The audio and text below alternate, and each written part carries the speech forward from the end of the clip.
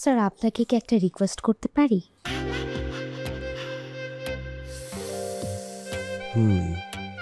বলো। তুমি এরকম সবসময় নিজের প্রতি উদাসীন থাকো কেন বলো তো?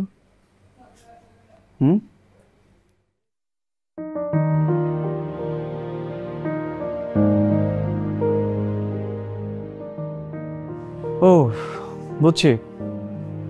আমার আশেপাশে এরকম সুন্দর অ্যাসিস্ট্যান্ট থাকে বলে তুমি কি একটু জেলাস ফিল করো নাকি? আমি কেন? এটা তো আগেও ছিল। আর তোমার কি আমাকে এত চিপ মনে হয় যে আমি এত সিলি বিষয় নিয়ে তোমাকে ডাউট করব? আমি আমার অর্ককে জানি।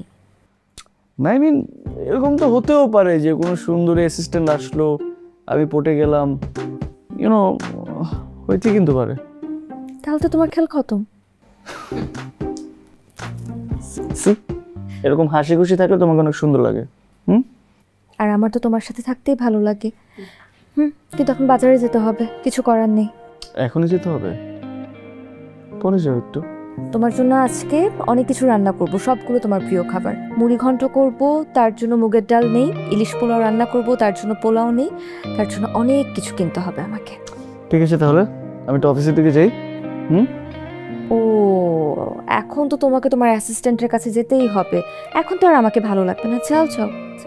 শোনো, আমি সারাদিন যেখানেই থাকি না কেন, দিন শেষে কিন্তু আমি তোমার কাছে ফিরি। কথাটা যেন মনে থাকে মিস্টার অর্ক।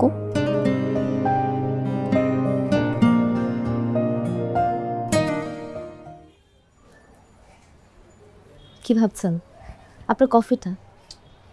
Thank you. কিছু ভাবছি না, বাসা বসে দেখতে ভালো লাগছিল না। ভাবছি অফিসটা স্কুল পরে রান কিভাবে করব। কেন স্যার? জয় ম্যাম তো আপনাকে অনেক যত্ন করে। এই যুগে তো এরকম স্যাক্রিফাইস কেউ করে না। তাছাড়া এরকম ব্রিলিয়ান্ট ক্যারিয়ার ছেড়ে কেউ শুধুমাত্র সংসারটাই করবে না, যদি না কেউ আপনাকে প্রচুর ভালোবাসে। আই নো, সেটা তো আমার কোনো ডাউট নেই। আমি চেয়েছিলাম ওর মেধাটাকে কাজে লাগাতে, বাট আনফর্চুনেটলি সেটা তার হলো না। আচ্ছা, কি যেন তুমি বলবে বলছিলে, সেটার জন্য তো তোমার বাসায় আসা। আসলে স্যার, আপনি তো জানেন আমি পুরো শহরে একাই থাকি। আর এই অফিসে জয়েন করার পর আমার সবচাইতে কাছের যেই মানুষটা, সেটা কিন্তু আমি আপনাকে হিসেবেই জানি। আমরা 3 ভাই বোন। আমার ছোট 2 ভাই বোন আছে। আমার বাবা তো স্কুল টিচার ছিলেন, এখন রিটায়ারমেন্টে চলে গেছেন। আসলে পেনশনের টাকায় সংসার খুব একটা ভালোভাবে চলে না। আমার 2 ভাই বোনের লেখাপড়ার খরচ, আমার পরিবারের খরচ, আমার এখানে থাকা খাওয়া সব কিছু আমার একাই চালাতে হয়। স্যার আপনাকে কি একটা রিকোয়েস্ট করতে পারি?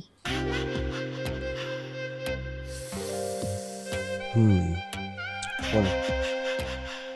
স্যার জয়া ম্যাম তো নেই, আমি কি তার জায়গায় কাজ করতে পারি না? জিনিয়া,